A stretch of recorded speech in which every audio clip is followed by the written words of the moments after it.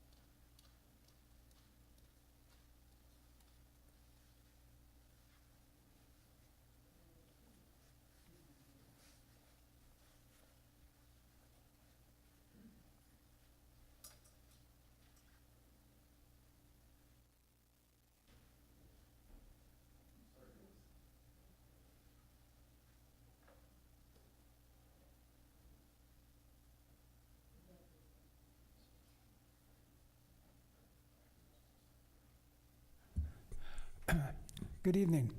I'd like to call the January meeting of the West Bend Planning Commission to order. We acknowledge that we do have a quorum. The next item is the Pledge of Allegiance. Please stand. I pledge allegiance to the flag of the United States of America and to the republic for which it stands, one nation, under God, indivisible, with liberty and justice for all. Thank you.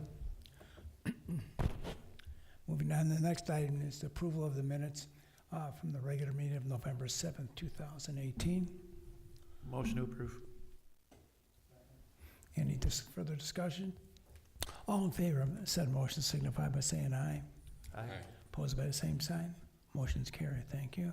Moving on to development proposals. Under development proposal A is a 2020 comprehensive plan. A public hearing at 6 p.m.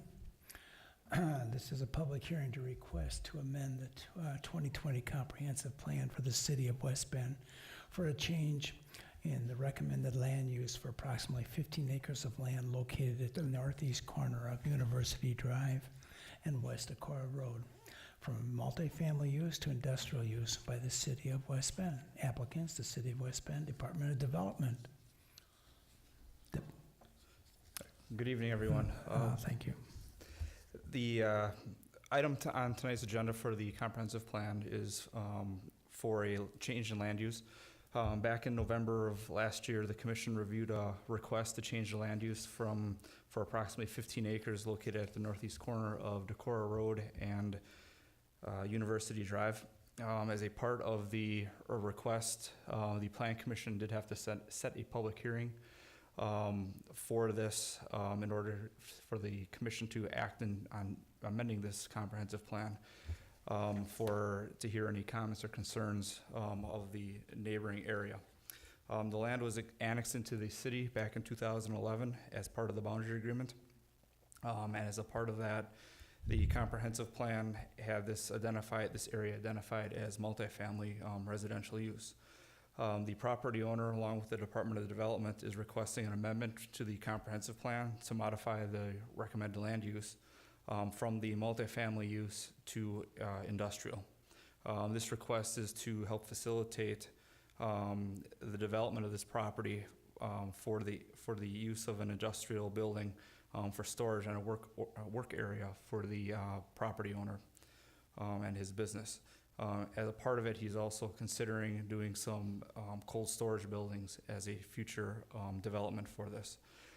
Staff has reviewed the request and feels that the light industrial use could be an acceptable use based on the lack of the public utilities for the sewer and water within the area, along with the significant grade change on the sites, and also the unknown conditions of the fill and soil compaction of the area, since it was part of an old gravel pit. And with that unknown, it limits the types of buildings that could be placed on this property. Prior to establishing the permanent zoning, we do have to do the amendment to the comprehensive plan for that industrial use. Public notice has been sent out and published in the newspapers and posted at the library, and all owners within 200 feet were notified of the hearing. Staff only received one general inquiry, and they did not object to the change in the use. If the commission does find this use to be acceptable, we would ask that the Plan Commission accept and approve with the resolution, and then forward this over to the Common Council for their approval. Thank you, Jim. And as much as this is a public hearing, is there anyone out in the audience which wishes to address this matter? If so, please approach the podium and Move to close the public hearing. Second. it's been moved and seconded to close the public hearing.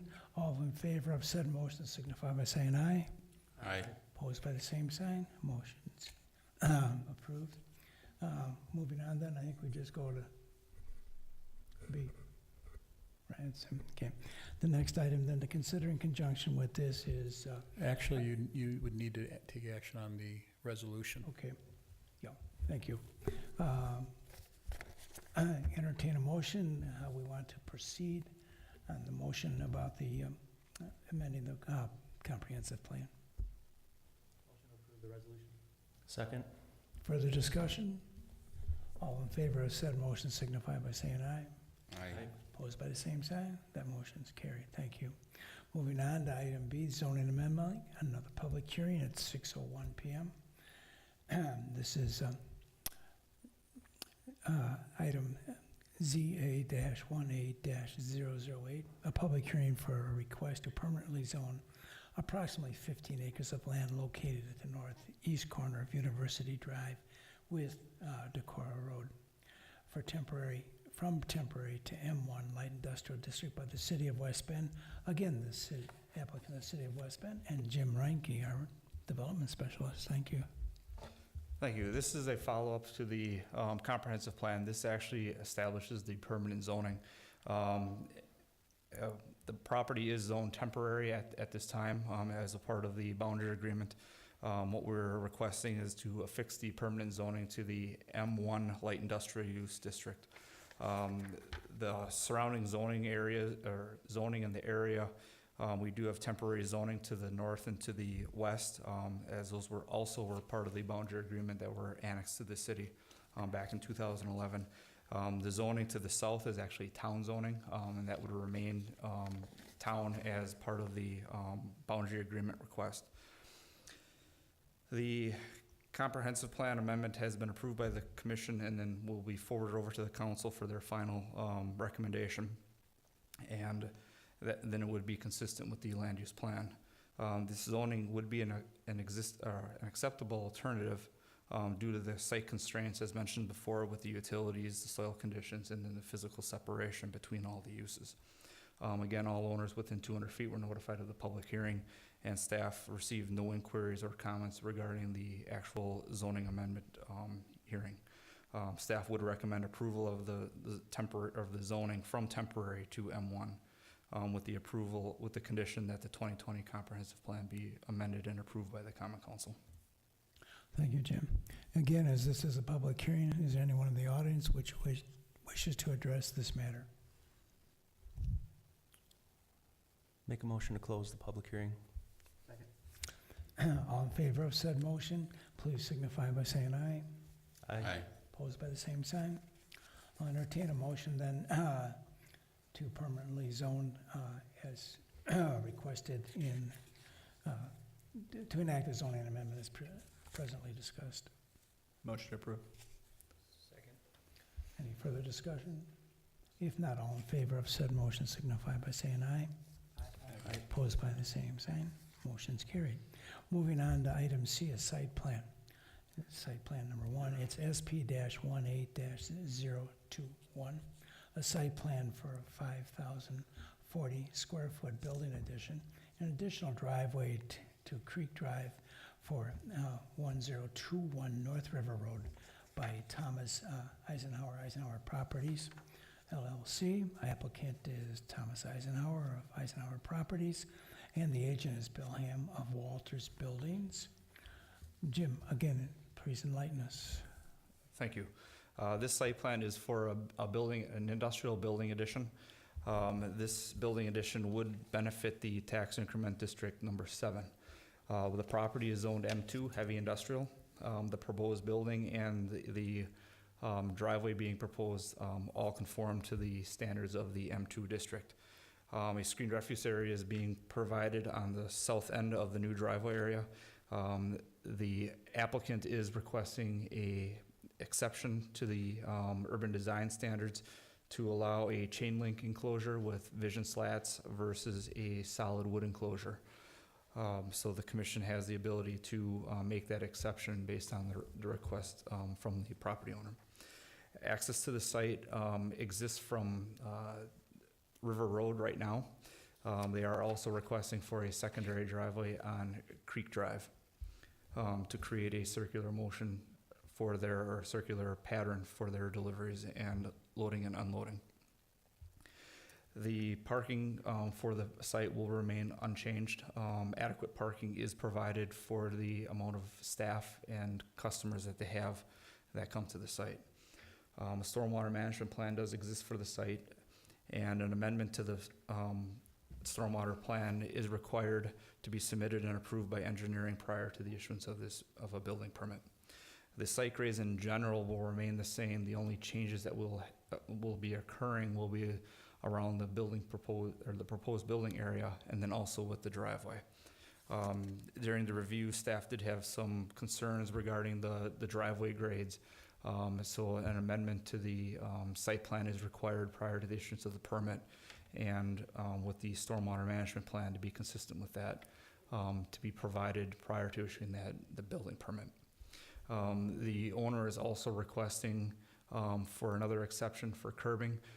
Currently, this site has no curbing, and they're requesting that no curbing be provided for the new additional area for the site to help accommodate drainage and sheet flow of the water to the south and east.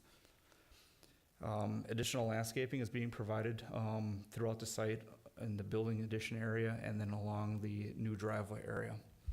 The architectural building elevations provided shows that the building is going to be a metal building matching the existing building that is all metal, along with the colors of a white building with black trim.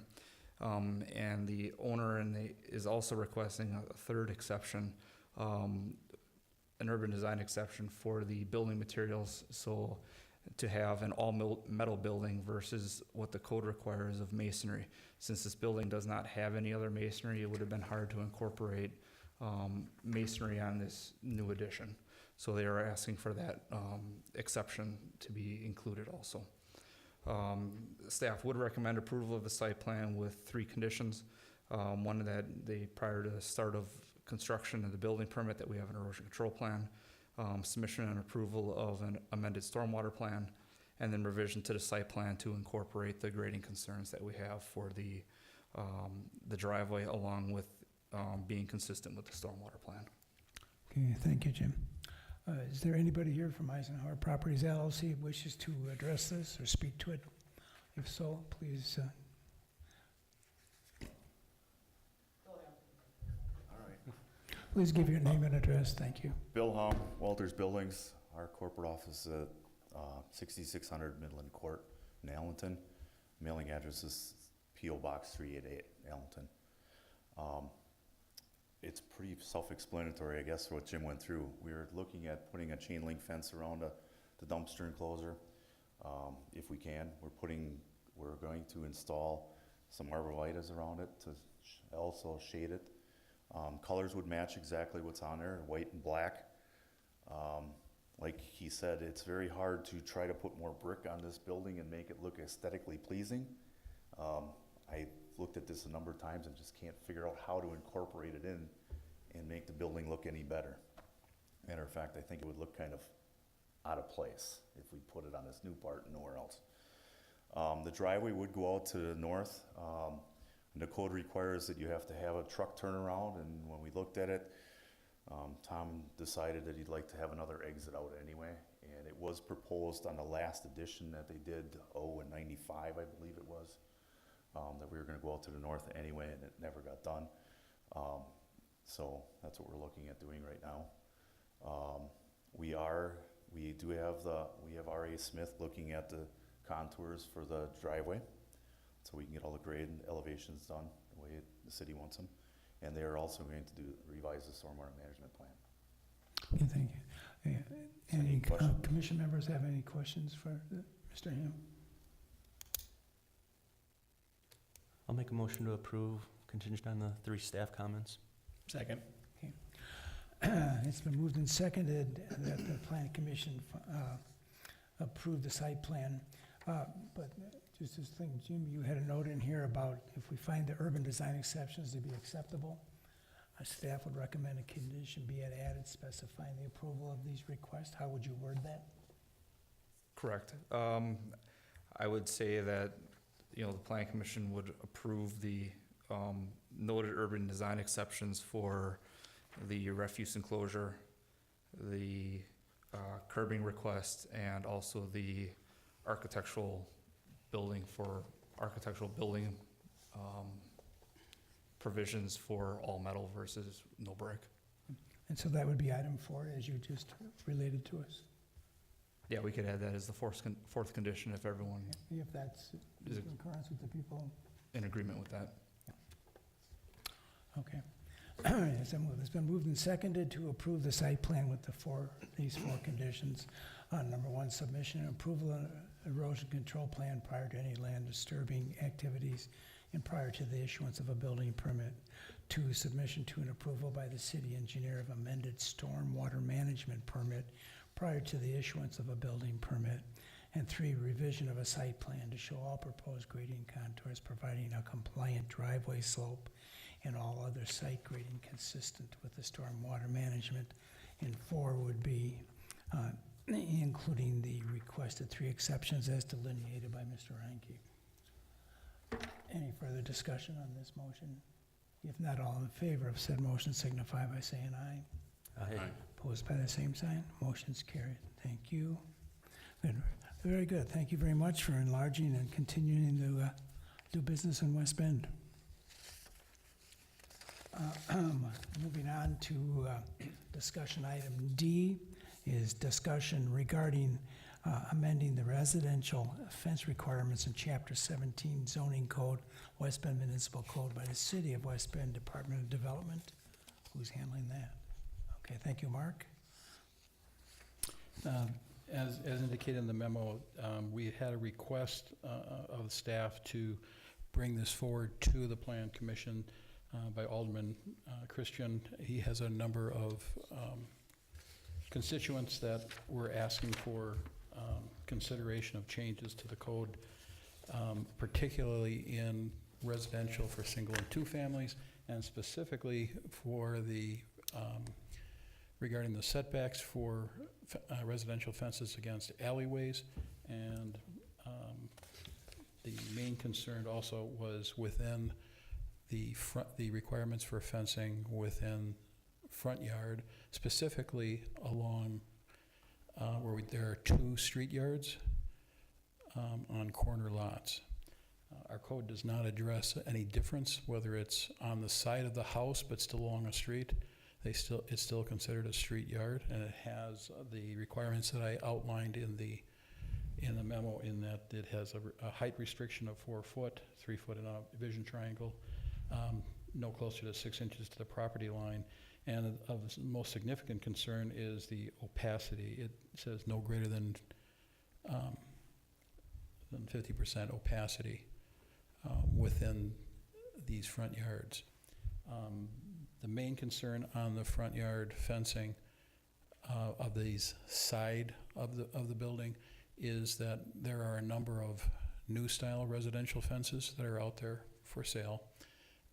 They have varying heights, often scallop tops, so it's hard to determine exactly a height on them. They tend to be 4 foot at their sag points if they're scalloped, and go up to about 4.5 or even 5 feet in places. They tend to be slightly greater than 50% opacity. In other words, they're a little more opaque and a little less visible into the yard within these. The concern that staff raised in reviewing this is that some of these street yards function as side yards for these homes. These ornamental fences are really not that much more opaque as far as actual visibility into the yards on it, and yet we have no ability to allow any design exception for that under the code. In addition to that, the issue regarding the alleyways, fencing is required to be 4 foot off of the alley right-of-way line, the rear property line of the property. We have a large number of our alleys are paved right up to that alleyway line. So you could end up with a fence which is virtually next to and have no snow storage area. You'd have no ability to be able to plow it or maintain pavement directly adjacent to it without potentially damaging the fencing.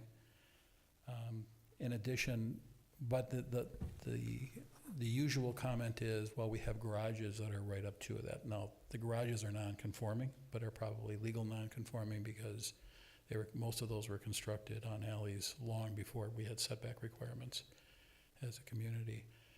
So they like to put the fencing coming off the corners of those buildings and right along the alleyways. So we said we'd bring this to you for discussion. We're basically looking for some suggestions from the commission, whether you have any suggestion as to changes or whether we should change it at all. And we would take your requirements, go back, rewrite a portion of the code and bring that to you for further comment. And then if that is approved, we would take it to council for their consideration. So if you have any questions regarding the type of fencing or the setbacks. We did make one suggestion that if you do consider allowing lesser setbacks along alleyways in certain or special circumstances, we would need to know what criteria to use as special circumstances in order to be able to do that fairly and equitably. We would also suggest that if that were the case, that we would get some sort of signature from the owner at the time that that fence was installed so that they accept responsibility for any damage that's done to it, because I do not believe plowing alleyways is going to be able to guarantee that we're not throwing and damaging fencing material. Could you define special circumstances? No, I can't. Can you? No, that's why I asked the question. There's, again, if you have a structure that's already there, and it's, in some places we have one or two structures along these alleyways, and there's really not much left of the yard frontage along the alleyway. The other thing would be is if there was a non-conforming fence already adjacent to it. But again, I don't know what constitutes why you couldn't bring it up. Grade changes may prohibit bringing it up to a 4-foot setback rather than being right at the alley. That would be about the only physical constraint that I could see.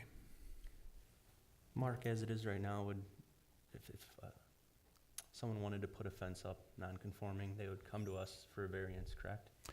Correct, but there really isn't a grounds for a variance on a new fence construction. What the hardship is, like I said, the only one that I can possibly consider would be if there was an immediate grade change that would prohibit that from being practical to meet the setback. But just wanting it, economic hardship isn't a concern by law. So we're staff, as much as we'd love to be able to offer some latitude in this, doesn't have a lot of latitude that they can legally give. Are we possibly going to further muddy the waters if we start toying with this, the existing one? If we don't have clear criteria to use, I would not suggest changing it simply because we treat everybody equitably by having the 4-foot requirement and meeting that requirement. And we had some requests for it, but most of the people have, after they're advised of the requirements, have conformed. It seems like the situation that it would come into play most, like you said, if it's an existing structure that's non-conforming, that you'd want to line up the fence with that. That'd be the argument. And then I think at that point, they would be able to come for a variance because of an existing condition and the economic, I don't know, I guess over the years, how many times has this been an issue? There's a lot of fences that are installed within the fence right of way that we don't know about. People do it without permit.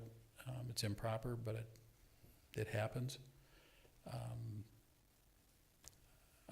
I'd say that there's probably 5 to 6 of these a year, Jim, that we get some discussion over we don't want to do the 4-foot setback off the alleyways.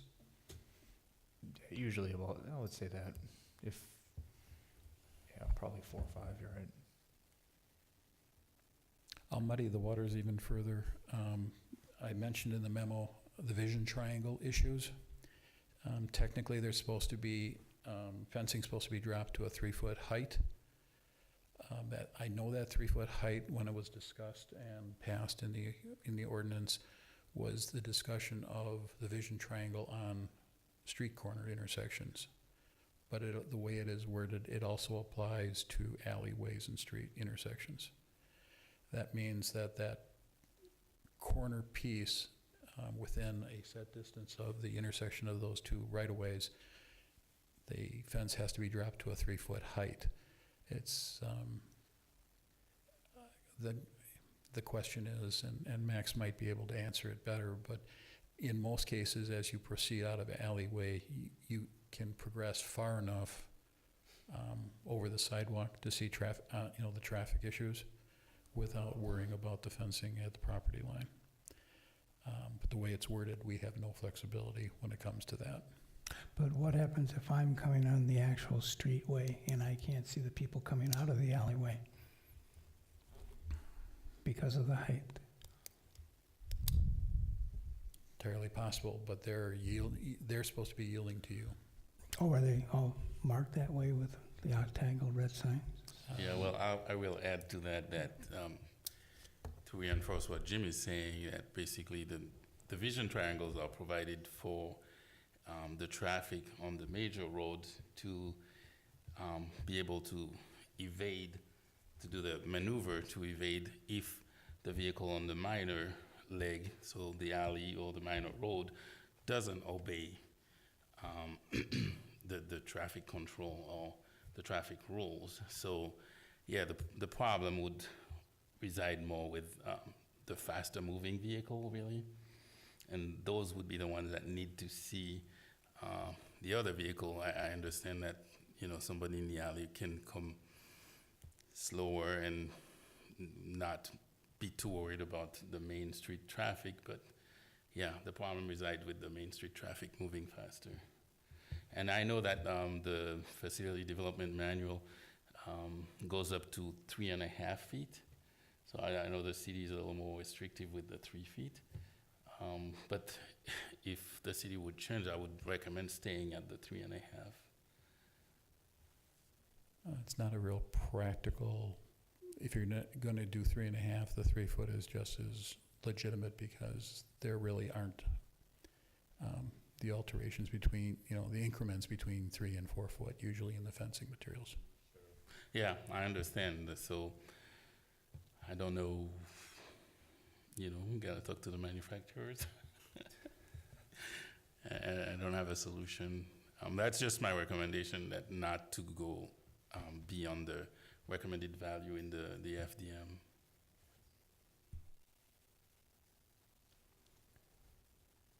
Would seem to me we're looking for a solution for a problem that doesn't really exist. We're creating a problem. And I didn't know that this was being an issue as long as we were following through with the safety issues and everything else. As I said, I think that's being a little bit precarious if we're not going to maintain that part of it. I really couldn't endorse something like this at this point in time unless I could be shown that there is a very definitive problem. And that it's more than an isolated incident. But that's my opinion. Go ahead, Rich. Yeah. I would agree with you, Jim. The only thing that I might change with you is as Mark was talking about, if there is that grade change at the 4-foot level, giving his department the leeway to make that call, I think would be helpful. But other than that, I would agree with your comments. My only concern there was about the vision triangle, the safety. I'm not opposed to looking at solutions to be more flexible when we have special cases for the setback from the alley and things like that. I think that if this is a real special circumstances, it just might be prudent to have the individual who's requesting this come and request it and come and appear before the planning commission, and we can evaluate it on an individual basis. That doesn't put the onus on anybody but the commission at that point in time. Actually, the way the code is written, it would come to Plan Commission for an opinion, and it would be, then go to the Board of Board of Appeals. Appeals, correct. No, okay. Because it's a actual variance, if it would be permitted, so. I think in a roundabout way, we've kind of gotten an answer to the request. That's on the alleyways. Any discussion on the street yard or non-fronting street yard and fencing requirements?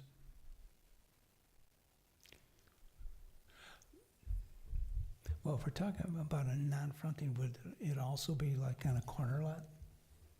Exactly, yeah, because I don't know why there would be any exception there. I used to own a corner lot, and I know what the application was at that point in time.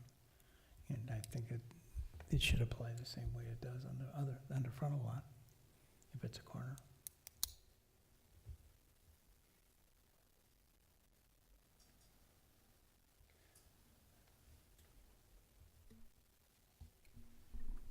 Yes, sir. So when you're looking at the side lot, and are you saying that most of the fences now that are coming in are at that 50% opacity, or? No, it's not most of the fences. It's just that there are different styles of fences becoming available that don't meet our code, Right. that people want to use within street yards. And the question I have is whether you want to offer some flexibility within for those type of fences within street yards. And I'm specifically asking for in the case on a corner lot where you have the side of the street yard that's along the side of the house, Right. that it actually functions for the residents as a side yard, Correct. technically. Though it meets the definition of in our code of a street yard. And I don't remember seeing it. How far can that fence extend off on the side yard? From or does it just go up to the? It can go yard? to within 6 inches of the property It line. can go all the way out. Mhm. Is the opacity issue, is it driven by safety requirement from the PD, or is there something else in the code that why is it 50% right now? I tried to determine where that came from, and it was a carry forward from the old code. So it predates literally everybody here, including myself with 32 years. Yeah, I think the two situations are obviously different. I think having more flexibility with the side yard and a corner lot situation makes sense. With more, say, the flexibility with the opacity and the height, given, like you mentioned, the different height level changes with current fence that you can get anywhere. So, I'm not sure what we need to do tonight to allow more flexibility with that, or if What we're looking for is direction from you. At this point, we'll take these comments, write up an ordinance change for you to consider in a formal, and actually it would require a public hearing as well, because it's a code change for 17. Correct, yeah, we would follow basically the same code amendment or an amendment process that we do for like a zoning change. Yeah. So it'd be a class 2 public notice, just to the paper, and then it'd be published, and then public hearing at the commission here, and then after their recommendation, we go to council for their approval or recommendation that they have. And if there are changes at the discussion point of the ordinance, you can strike sections, rewrite sections of that portion as you see fit to recommend to council. I agree with Max. I would sort of steer clear of the alleyway provisions with safety concerns, and I'd leave that as is. That'd be my opinion, like Mhm. Jim said, but If that's the consensus of the commission, we'll bring back just the street yard, second street yard changes.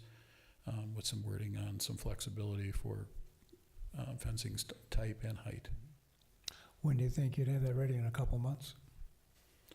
We'll have that ready for the next plan commission. Don't want to put a strain on you guys, so give you flexibility. Max? It's a good time. Coming back to the opacity, and I guess if the manufacturers are providing new types of fences, I didn't have time to look at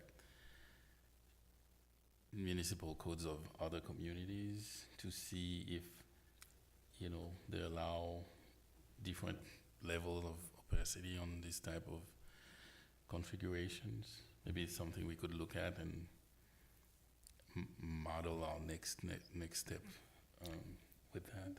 We'll check for other Yeah, urban type excellent idea. codes. Good. Would it work to have a 4-foot height between posts at some point if it's a sweeping design? That could be one of the criteria, sure.